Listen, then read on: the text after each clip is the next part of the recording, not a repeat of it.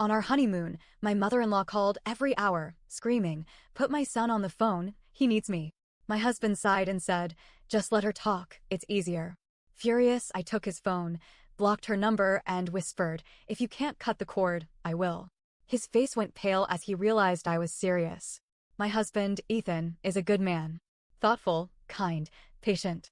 He makes me laugh, listens when I need him to, and never forgets the little things, like how I take my coffee or that I get cold easily and always need a jacket.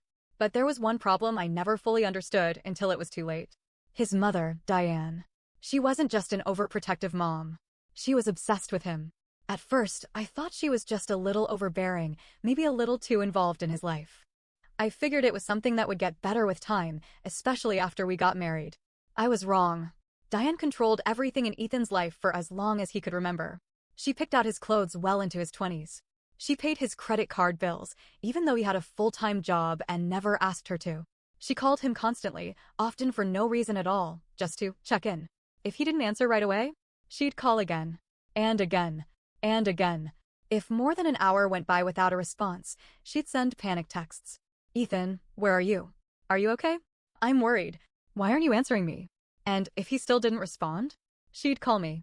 It didn't matter if we were out to dinner, watching a movie, or even at work. She always found a way to insert herself. Ethan always made excuses. "She just loves me. She worries too much. It's just how she is." And for a long time, I let it slide. Because Ethan was amazing in every other way.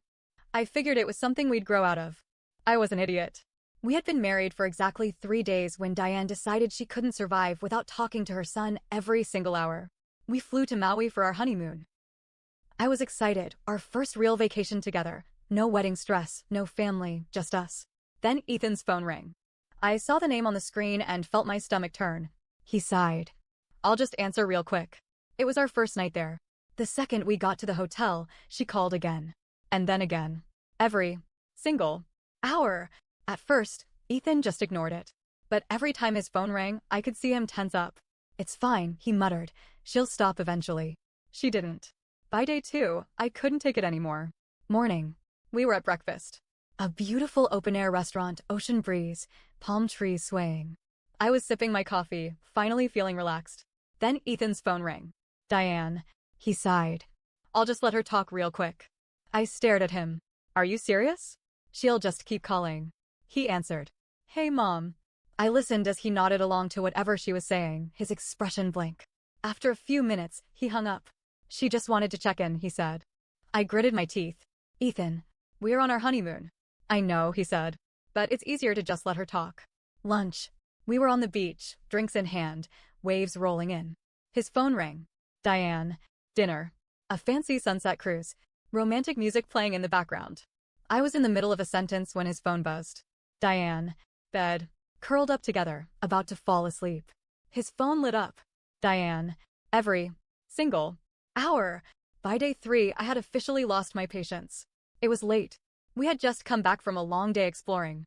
I was exhausted, mentally and physically. We had barely been alone together.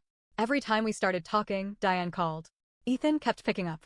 I had tried to be patient. I had tried to be understanding. But I couldn't do this anymore. We were lying in bed when his phone rang again. I snatched it off the nightstand before he could reach for it. I hit answer. Before she could speak, I said, "Diane." "It's me." Silence. Then she screamed. "Put my son on the phone. He needs me." I actually laughed. A cold, humorless laugh. "Diane, do you realize you have called him every hour since we got here? I just need to hear his voice. I need to know he's okay." "He's fine," I said through gritted teeth. "And you need to leave him alone." She gasped like I had slapped her. "You don't understand our bond," she hissed. "I have a bad feeling. I know something's wrong. Just put him on." "No," I hung up. Then I blocked her number. I turned to Ethan, who was completely frozen. His face was pale. He looked like I had just set his childhood home on fire. "Did you?" "I blocked her," I said. "And if you unblock her, I swear to God, Ethan, I am done." He sat up straight. "What the hell, my name?" "No, Ethan. What the hell you?" I shot back. "We're on our honeymoon.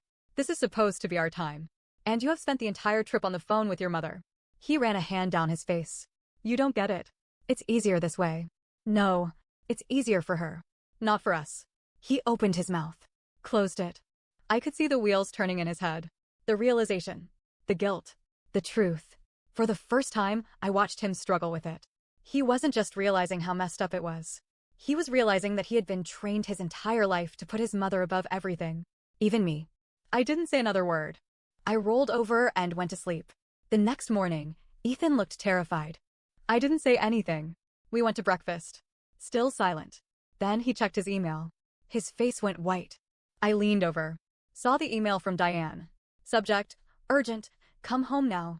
Ethan, I have never been so disrespected in my life. This is absolutely unacceptable. You need to call me immediately. There's a family emergency. And tell your wife she will not be getting away with this. I laughed out loud. Ethan, I said. If this is a real emergency, your sister will know. He hesitated. Then, for the first time in his life, he didn't call his mother. Instead, he called his sister. And what she said made his entire world crumble. Ethan put the phone on speaker. His hands were shaking. His sister, Hannah, picked up almost immediately. Hey, what's up? She said, sounding normal. Ethan cleared his throat. Mom emailed me. She said there's a family emergency. Do you know what's going on? There was a pause. Then, Hannah snorted. Emergency? The only emergency is that she can't reach you. She's been calling me, too. Crying about how my name is turning you against her. Ethan sat back like he had been punched. She told me to come home, he said weakly. Hannah sighed. Yeah, that sounds like her. She's spiraling. She even told Aunt Lisa that you were in danger. In danger? Ethan repeated, blinking. Yeah. Hannah sounded exhausted. She told everyone you're being controlled and brainwashed. She even asked if she should fly to Hawaii to rescue you. I nearly choked on my coffee. She's not actually coming here, is she? I asked. Hannah hesitated. I don't know, but if she can find a way, I wouldn't put it past her. I looked at Ethan. Ethan, do you understand what's happening right now? He swallowed hard. This is bad, he murmured. This is really bad. I nodded. And then his phone started ringing. Blocked number. Diane. I grabbed his phone and turned it off. She's unhinged, Ethan, I said. She's losing control, and she will do anything to get it back.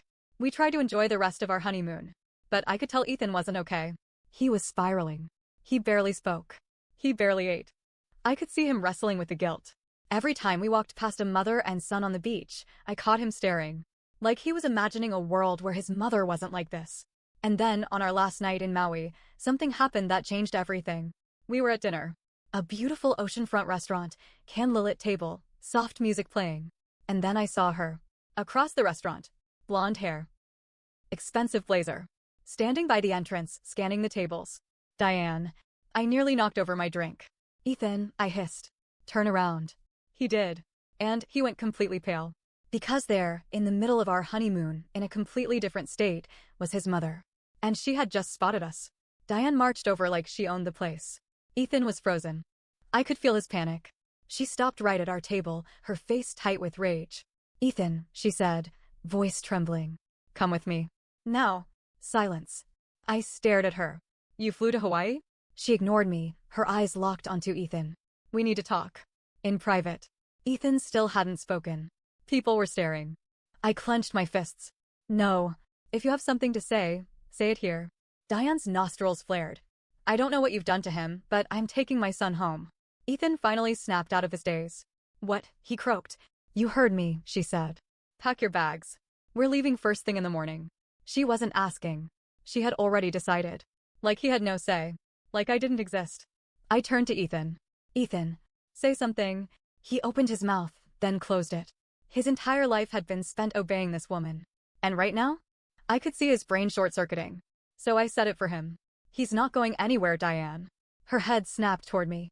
You don't get a say, she spat. You're a manipulative, selfish little. I stood up. Enough, I said.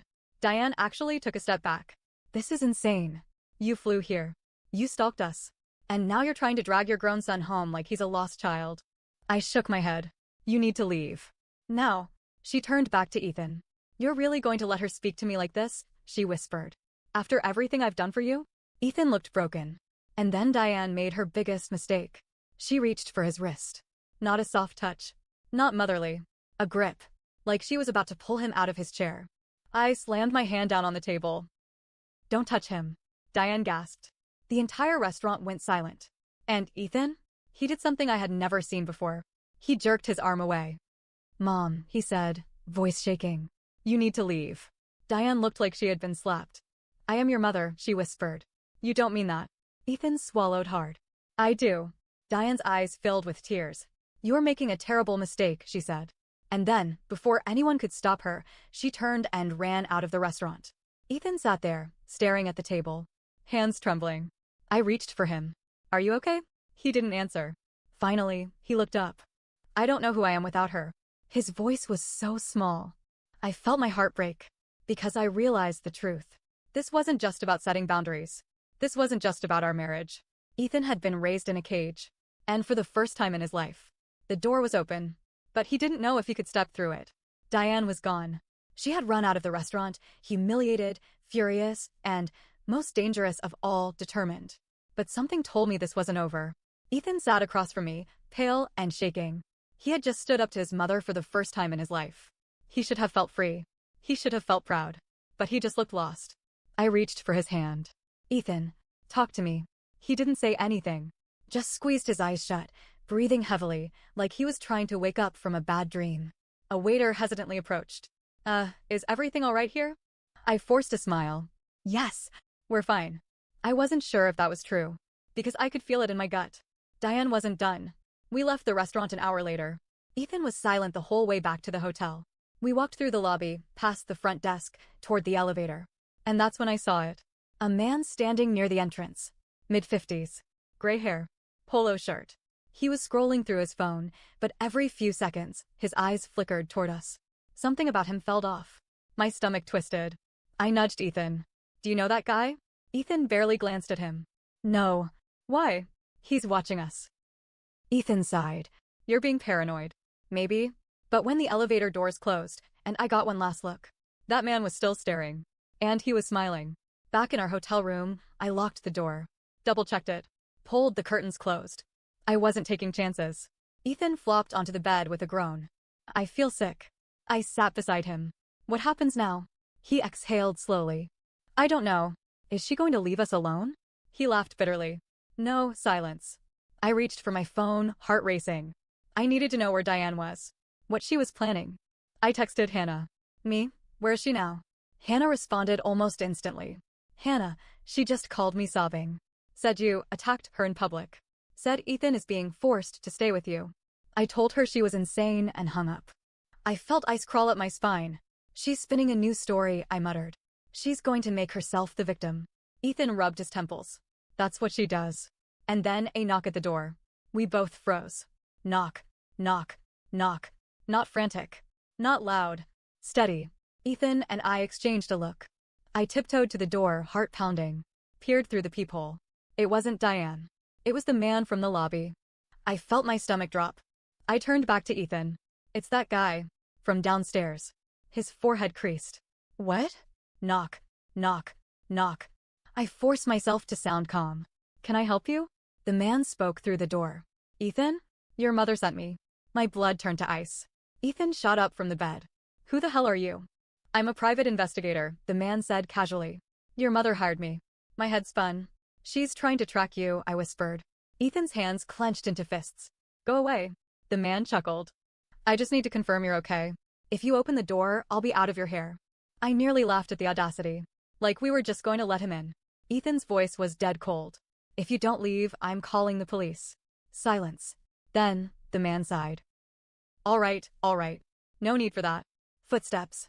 I waited until I was absolutely sure he was gone before I turned back to Ethan. Your mother hired someone to track us. His entire body was trembling. I can't believe this. I swallowed the lump in my throat. You know what this means, right? He nodded slowly. Diane was never going to stop. Not on her own. We barely slept that night. Every sound made me jump. Every shadow under the door made my heart pound. By morning, we knew what we had to do. We needed to leave. I called the front desk. Paid for our room over the phone. Booked an earlier flight. Then I called security. There's a man pretending to be a private investigator. He knocked on our door last night, saying he was sent by my husband's mother. Front desk. Ma'am, that man came by this morning asking for your room number. My breath caught. Did you give it to him? Front desk. No, of course not. But he was very persistent. My hands were shaking. I turned to Ethan. We need to leave now. He didn't argue. We packed in 5 minutes. Took a different exit out of the hotel. The whole way to the airport, Ethan didn't say a word. Until finally, as we were about to board, he turned to me. I need to do something, he said. I hesitated. What? He exhaled. Something I should have done a long time ago. And then, for the first time ever, Ethan blocked his mother's number. Our flight took off. I felt like I could finally breathe again. I leaned against Ethan's shoulder, exhausted but relieved. And then his phone buzzed. Blocked number. A voicemail. His face twisted. She got a new number. He pressed play. Diane's voice filled the cabin. Ethan, you've made a terrible mistake. You don't understand what you've done. I'll fix this. I'll fix everything. I'll make sure you see the truth. You'll come back to me. You always do. Click. Ethan stared at his phone, eyes hollow. And I knew. This wasn't the end. This was just the beginning. When we got back home, I knew it was only a matter of time before Diane made her next move. She had crossed a line by hiring a private investigator, but to her, this was just the beginning. Ethan was different now. Something had shifted in him. He was quieter, more distant, like he was still processing the fact that his mother wasn't just controlling, she was dangerous. For the first few days, we tried to settle back into normal life. Then the letters started coming. They weren't handwritten. They were typed. Formal. Cold. Cease and desist. Diane was threatening to sue me for emotional distress and alienation of affection. It was so ridiculous, I actually laughed the first time I read one. Ethan didn't laugh. She's really doing this, he muttered. I folded my arms. We're not playing her game, Ethan. He nodded slowly. I know, but she's not going to stop. And he was right. Because 2 weeks later, she showed up at our house. It was a Saturday. Late afternoon. I was in the kitchen, making tea, when I heard the pounding at the door. Not knocking. Pounding. I froze. Ethan walked past me, looked through the peephole, and went completely still. It's her, he whispered. Of course it was. I grabbed his arm before he could open the door. Ethan, think. He ran a hand down his face. I need to end this. Before I could stop him, he yanked open the door. And there she was. Diane stood on our porch, rain-soaked and furious, like she had walked through hell to get here. Her eyes locked onto me first. Not her son. Me. You, she spat. Ethan stepped in front of me. Mom. Stop. Diane shoved past him and marched into our house. I snapped. Get out. She ignored me. She turned on Ethan instead, jabbing a finger at his chest. You are not my son anymore, she hissed. You have changed. This person, she shot me a look of pure hatred, has poisoned you against me. Ethan flinched. Diane took a deep breath, then softened her tone. But it's not too late, she said, voice trembling. You can still come home. We can fix this. And then, the worst thing happened. She started crying. Real tears. Or at least, they looked real. I felt Ethan hesitating. Years of conditioning told him to fix it. To comfort her. To be the good son again.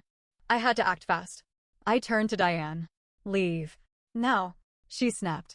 You don't get to tell me what to do, she hissed. You are nothing. You are just some woman who stole my son. Ethan took a deep breath.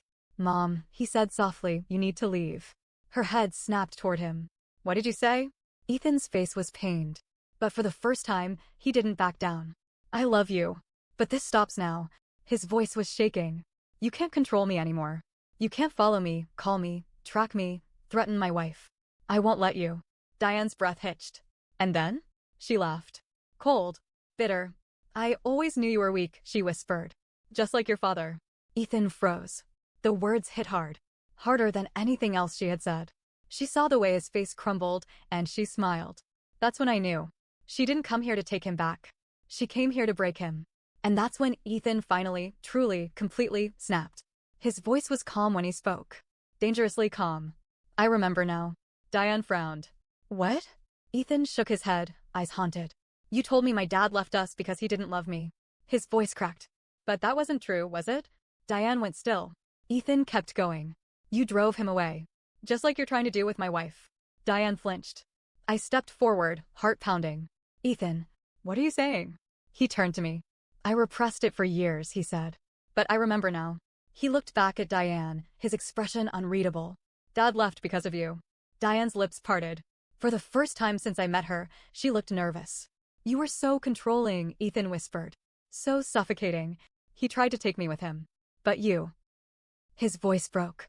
You threatened to destroy him if he took me away. Diane's face twisted. That's not true. Yes, it is. Ethan was shaking. You told me he abandoned me, he whispered. But he didn't. You took him away from me. Silence. Diane's face turned red. You ungrateful little, get out. Diane's head snapped up. Ethan was breathing hard now. I never want to see you again. Diane gasped. Ethan, she whispered, panicked now. You don't mean that. I do. His voice was firm, unwavering. He took a deep, shaky breath. Goodbye, Mom. And then he closed the door in her face. We stood there listening. For a moment, I thought she might scream, pound on the door. But instead, she just walked away. No words, no threats, no final explosion. Ethan exhaled slowly, like he had just exorcised a demon. Then he turned to me. His face was haunted. I feel. He swallowed. Empty. I nodded. Because I knew. Cutting someone out of your life isn't like flipping a switch. It hurts. Even when it's necessary. I pulled him into a hug. For a long time, neither of us spoke. Then he whispered, Do you think she'll ever stop? I was honest. I don't know. But I did know one thing. Ethan was free. And that was the one thing Diane could never take away.